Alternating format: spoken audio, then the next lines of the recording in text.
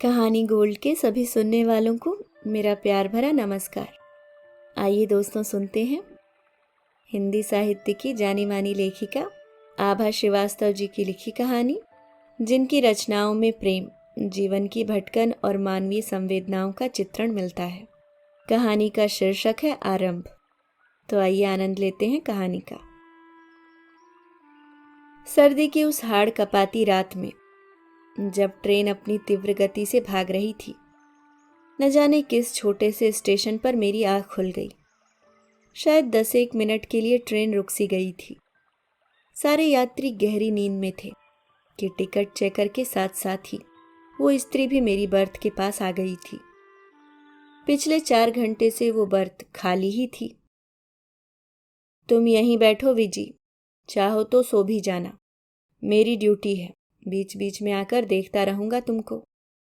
स्वर सुनकर कच्ची नींद से धुंधलाई मेरी आंखों ने जिस क्षण उस स्त्री का चेहरा देखा तो अचकचाकर मैं उठ बैठी। नींद सहसा ही पलकों से निकल भागी। विजी, ये तो विजय लक्ष्मी थी, मेरी बाल सखी। कुछ ही बरस पहले जिसके ब्याह में मैंने भी मेहंदी रचाई थी। बन्ना बन्नी गाए थे, और तो और कभी डांस का एक स्टेप न जानने वाली मैं भी उसके ब्याह में आड़े तिरछे ठुमके भी लगाए थे।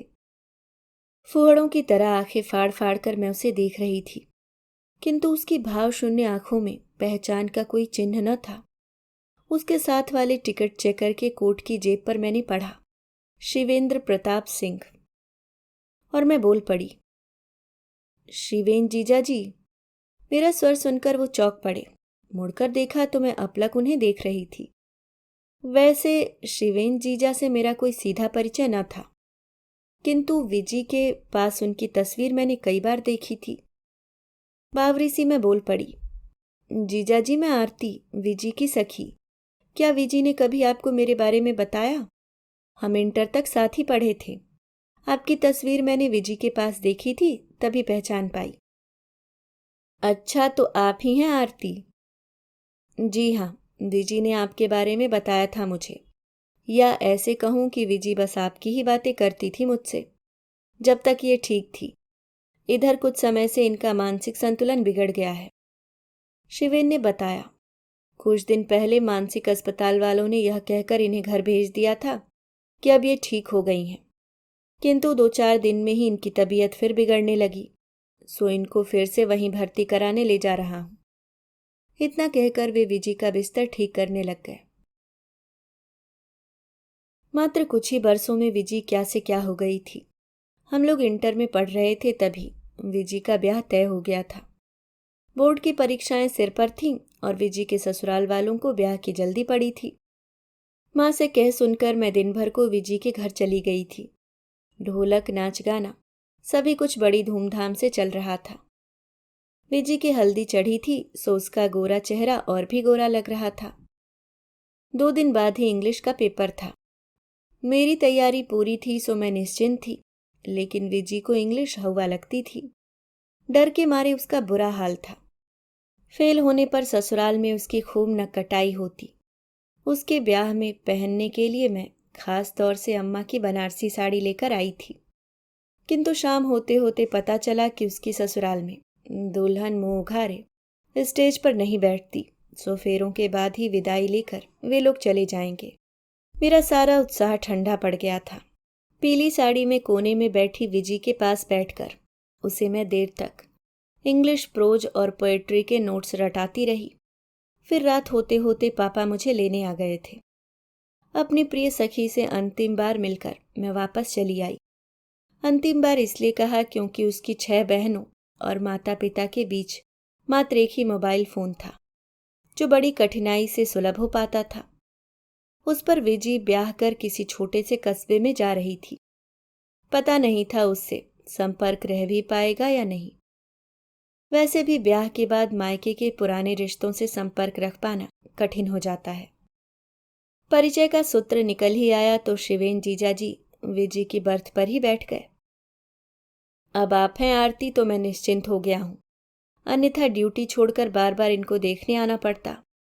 वैसे कुछ नुकसान वगैरह नहीं करती हैं ये, शांत ही रहती हैं। बस इधर उधर न चली जाएं या बेहोश न हो जाएं, बस यही देखना पड़ता है। मैं नींद की गोली देकर जा रहा हूँ, सो ही जाएंगी।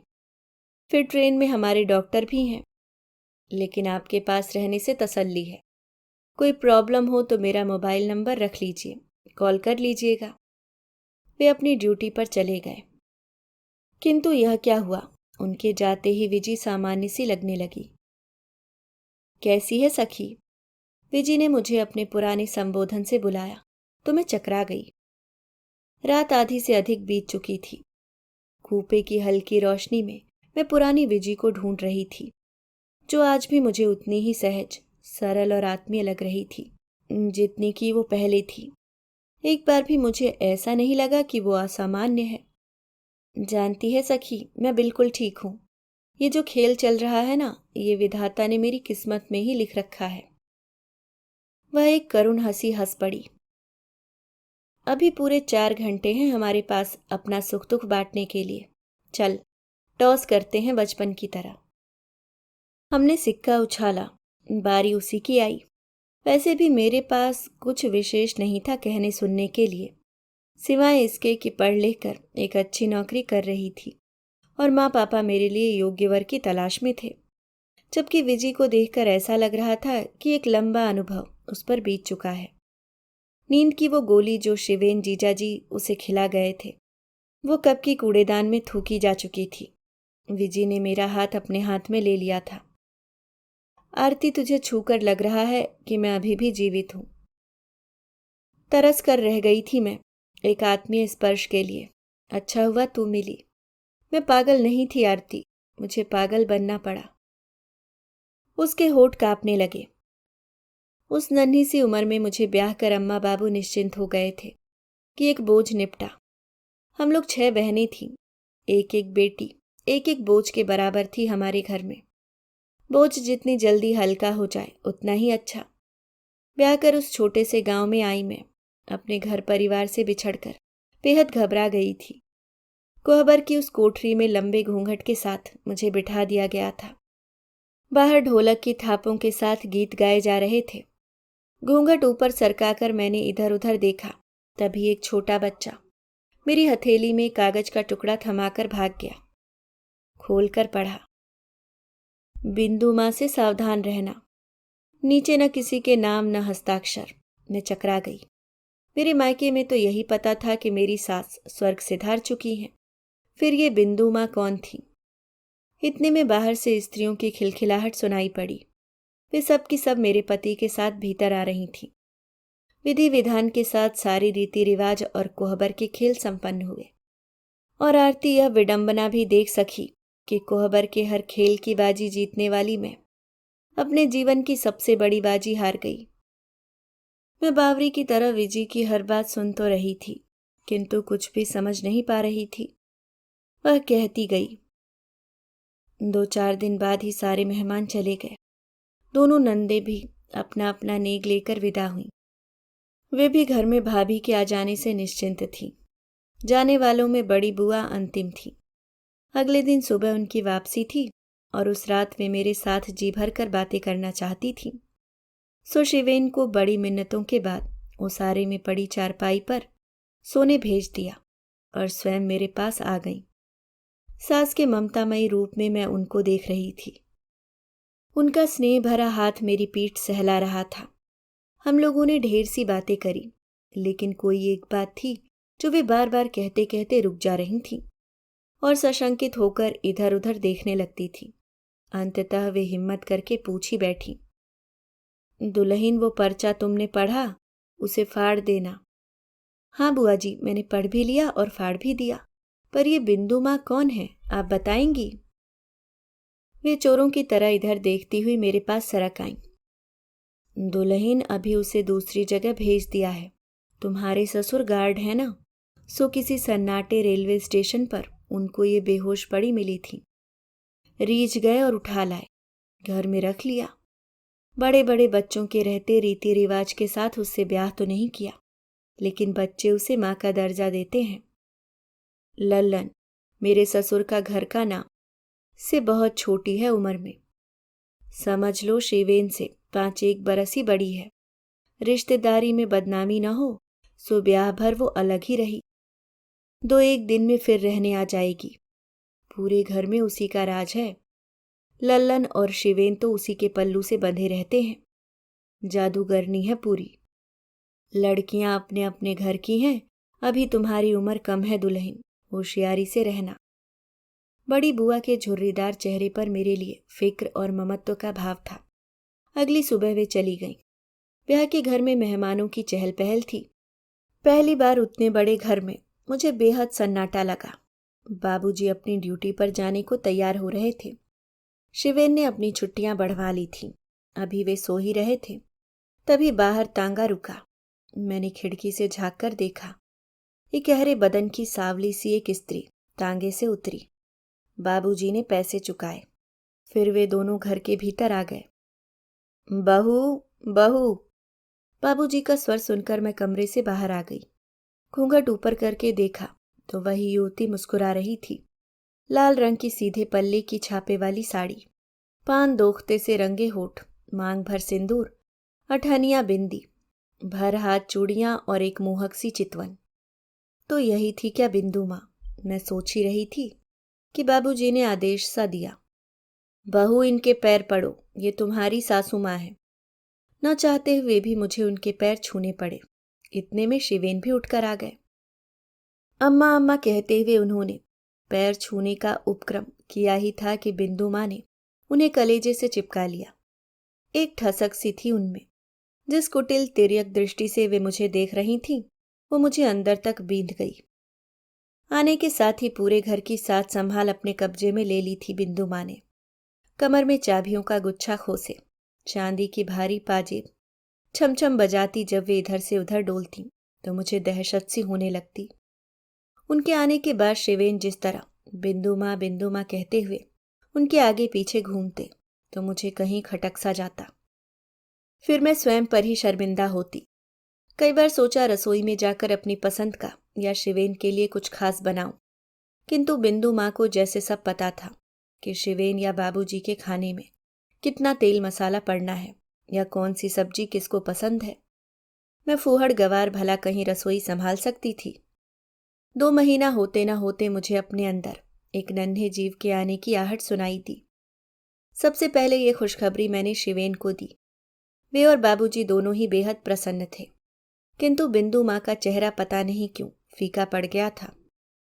बाबूजी ने उनको मेरा खास ध्यान रखने के लिए कह रखा था। स्वयं बाबूजी अधिकतर ड्यूटी पर ही रहते थे। बिंदु माँ मुझे दूध, मलाई, मेवा खूब अच्छे से खिलाती थीं। कुछ अधिक ही लाड दिखा रही थीं वे। फिर एक दिन जब शिवेन और बाबूजी दोनों ही घर पर नहीं थे, उन्होंने मुझे भंडार घर से आवाज लगाई। चावल का भारी ड्रम उठवाना था, क्योंकि वहां चूहे बहुत थे। जैसे ही मैं भंडार घर पहुंची, वे अकेले ही ड्रम उठाने का उपक्रम करने लगी और सहसा ही ड्रम लुढ़क गया, शायद उनके पैर पर। वे पैर पकड़कर बैठ गईं और मैंने पूरी ताकत के साथ ड्रम उठाकर सरका दिया। उसके बाद से ही मेरे गर्भ में भयानक पीड़ा होने लगी। जैसे ही पेट पकड़कर मैं दुहरी हुई, बिंदु माँ तुरंत उठ खड़ी हुई। क्या हुआ बहू? कहते हुए वे सहानुभूति दिखाने लगी। मुझे बिस्तर पर लिटा तो दिया, किंतु मेरी क्षणिक भूल के कारण जो अनर्थ होना था वो हो ही गया। आने वाला जीव आने से पहले ही इस दुनिया से विदा हो गया था। शाम को बाबूजी और शिवेन को यह मनहूस समाचार बिंदु माँ ने ही दिया। दूसरे कमरे में लेटी हुई मुझसे उनके स्वर की चहक छिपी न रह सकी। घर में सभी दुखी थे। शिवेन से मेरा ध्यान रखने को कहकर उसी रात बाबूजी अपनी ड्यूटी पर चले गए। बाबूजी के जाते ही बिंदु माँ सिर दर्द का बहाना लेकर कमरे में पड़ गईं। उसके बाद आरंभ हुआ उस कलंक कथा का अध्याय। मैं वैसे ही अधमरी थी, शरीर से तो टूटी ही थी। अपनी कोह का अंश नष्ट हो जाने के कारण मन भी बेहद दुखी था। ऐसे में शिवेन मेरा ध्यान रखने के बजाय बिंदु माँ के कमरे में चले गए। मुझे बेहद आश्चर्य हुआ अपने पति पर। अपनी संतान को खोने का दुख पत्नी के साथ बांटने के बजाय सौतेली माँ के सिर दर्द की अधिक चिंता थी उसे। मैं बड़ी देर तक कमरे में प्रतीक्षा करती रही शिवेन की। एक बार उठकर बिंदु माँ के कमरे में झांकने गई तो शिवेन उनके सिरहाने बैठे सिर दबा रहे थे। मुझे देखा तो अचकचाकर रुक गए। बिंदु माँ के चेहरे से तनिक भी नहीं लग रहा था कि उन्हें कोई तकलीफ है। वे पूरी चैतन्यता से मुझे देखते हुए बोली, अंदर आ जाओ बहू। शिवेन तनिक हमारी छाती में आयोडेक्स भी मल देना, शायद ठंड लग गई है। मैं अपना क्रोध दबाए घूरते हुए अपने कमरे में चली आई। मुझे ये सब अटपटा लग रहा था। कब सो गई पता ही न चला। 2:30 बजे आँख खुली। शिवेन अब तक नहीं आए थे। मैं एक बार फिर उठी। बिंदु माँ के कमरे के किवाड़ की दरार से हल्की रोशनी आ रही थी। उड़के हुए किवाड़ों को हल्का सा धकेला तो शिवेन वहीं बिस्तर पर बिंदु माँ के साथ सो रहे थे। मैंने लाइट का स्विच ऑन किया। एक अनचाही भयानक चीख मेरे मुंह से निकल गई।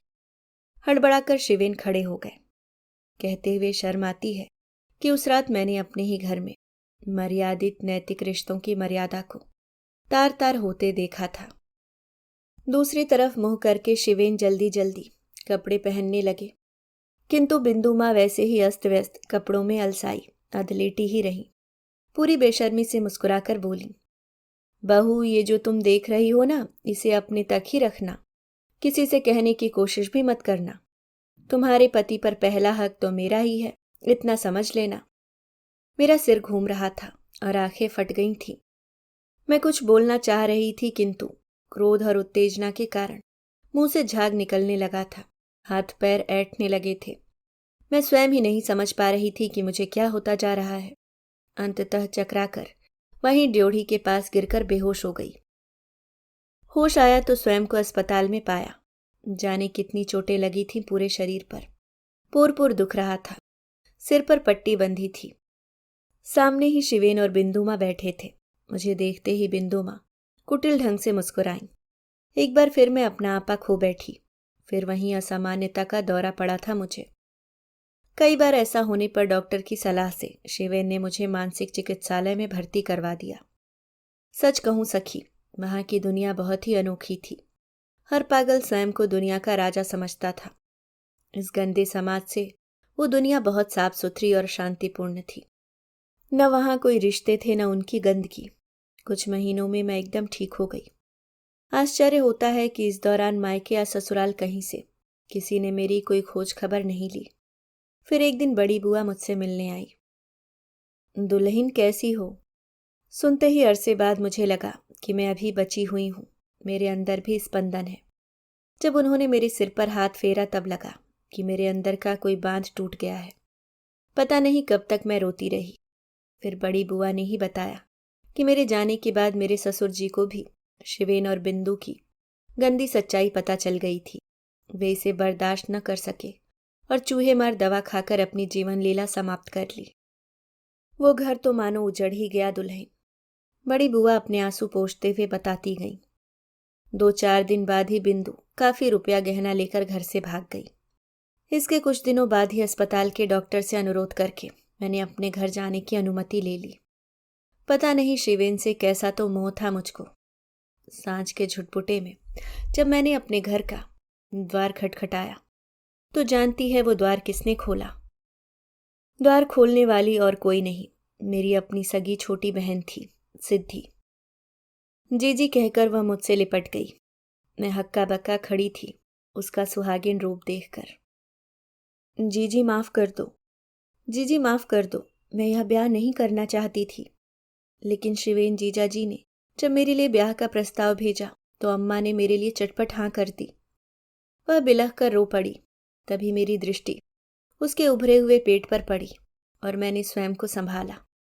इतने में शिवेन भी दफ्तर से लौट आए थे। इस बार सचमुच मैंने पागलपन का नाटक किया। उन दोनों की दुनिया में अब मेरे लिए कोई जगह नहीं थी। मानसिक चिकित्सालय के डॉक्टर मुझे जानते हैं, किसी न किसी नौकरी का बंदोबस्त कर ही देंगे। तू कभी कभी मिलने आएगी ना आरती? विजी रो रही थी, किंतु शीघ्र ही उसने स्वयं को संतुलित कर लिया। उसका स्टेशन आ चुका था। एक बार फिर उसका चेहरा भावशून्य हो चुका था। बिना कुछ बोले वह शिवेन जीजा के साथ ट्रेन से उतर गई। एक बार पलट कर भी नहीं देखा। बहुत दिन बीत गए। एक बार किसी काम से बरेली जाना पड़ा तो विजी की याद आई। मेंटल हॉस्पिटल के रिसेप्शन काउंटर पर अपना नाम बताकर विजय लक्ष्मी से मिलने का अनुरोध किया तो कुछ ही देर में मेरे सामने नर्स की यूनिफॉर्म में विजी खड़ी मुस्कुरा रही थी। सच कहूं, उसे इस रूप में देखकर बेहद अच्छा लगा। 2 दिन मैं उसके साथ रही। वो मुझे किसी डॉक्टर सुब्रमण्यम से मिलवाना चाह रही थी, किंतु संभवतः वे छुट्टी पर अपने घर गए हुए थे। फिर एक सप्ताहांत विजी ही मेरे घर आ गई। अच्छा लगा। आत्मनिर्भर होने के साथ वह आत्मविश्वासी भी हो गई थी। सखी, आज हजरतगंज घूमने का मन है, मस्त भाव से उसने कहा। वो सर्दियों की एक गुनगुनी दोपहर थी। मैं कार चला रही थी और विजी मेरे बगल में बैठी उत्सुक भोले बच्चे की तरह बाजार की रौनक देख रही थी। किसी चौराहे के ट्रैफिक सिग्नल पर मेरी कार रुकी तो विजी कुछ असहज सी लगी। सहसा कार की खिड़की पर मेरी दृष्टि गई। एक औरत हाथ पसारे भीख मांग रही थी। उसकी उंगलियों पर गंदी मैली पट्टियां बंधी थी। स्पष्ट था वह कुष्ठ रोगिणी थी। विजी की तरफ खड़ी हुई वह कार का शीशा ठक ठक कर रही थी। इससे पहले मैं उससे कुछ कहती, ट्रैफिक सिग्नल हरा हो गया और मैंने कार आगे बढ़ा दी। कुछ आगे जाकर मैंने कार रोक दी। क्या हुआ विजी? वो इतना घबराई हुई थी कि कुछ भी बोलने की हालत में नहीं थी। कुछ चैतन्य हो जाने पर विजी ने अपना मुंह खोला। जानना चाहोगी आरती, वो औरत कौन थी? मैं चुपचाप उसे देख रही थी। घृणा, क्रोध और वितृष्णा मानो उसके चेहरे पर पुत से गए थे। वो मेरे ससुर की रखेल, मेरे पति की तथाकथित बिंदु मां थी। मैंने कभी उसे बद्दुआ नहीं दी आरती, लेकिन ऊपर वाले की लाठी में आवाज नहीं होती। वही सबसे बड़ा न्यायाधीश है। मैंने उसकी ठंडी पसीने से तर हथेली अपने हाथ में ले ली। वो कांप रही थी। धीरे धीरे स्वयं ही सामान्य हो गई। मैं सोच रही थी कि ईश्वर ने न्याय तो किया विजी के साथ, किंतु पूरा नहीं। उसका घर संसार तो उजड़ ही गया। लेकिन मैं गलत थी जो उस परम पिता के न्याय पर संशय किया। विजी का पत्र आया था मेरे पास। आरती, लगा था मेरा जीवन आरंभ होने से पहले ही समाप्त हो गया, लेकिन ऐसा नहीं है। यहाँ मेरे सीनियर डॉक्टर सुब्रमण्यम हैं, जो पग पग पर मेरे सहयोगी रहे हैं।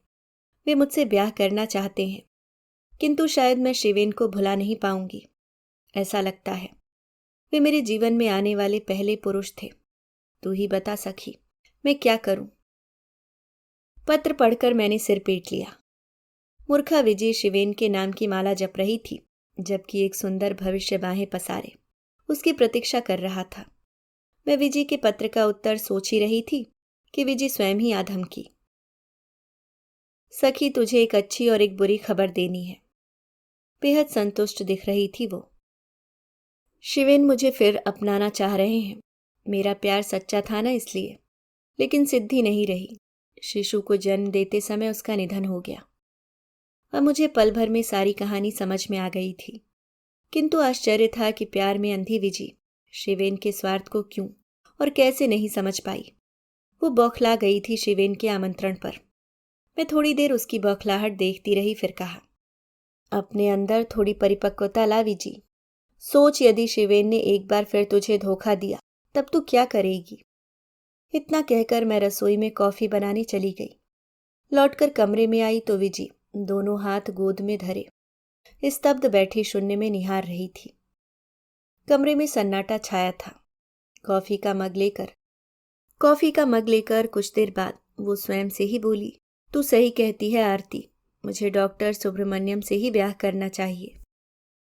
शिवेन अपने स्वार्थ के लिए मुझे अपनाना चाह रहे हैं, जबकि डॉक्टर सुब्रमण्यम सच में मुझे प्यार करते हैं। कश्मकश में पड़ी थी मैं, दौराहे पर खड़ी थी। अब सही राह चुनी है। ईश्वर करें कि ये ही राह सही हो। इसके चंद माह पश्चात ही एक सादे समारोह में विजय और डॉक्टर सुब्रमण्यम का ब्याह संपन्न हो गया। किंतु विजय की कहानी का सुखांत यहीं पर नहीं हो जाता है। ब्याह के कुछ दिनों के बाद जब मैं उससे मिलने पहुंची तो उसकी गोद में एक नन्हा बच्चा देखकर मैं चकरा गई। विजय ने हंसकर बताया, ये सिद्धि का बेटा है। और इस तरह विजय के नए जीवन का एक नया सुखद अध्याय आरंभ हुआ। अभी आप सुन रहे थे आभा श्रीवास्तव जी की लिखी कहानी आरंभ।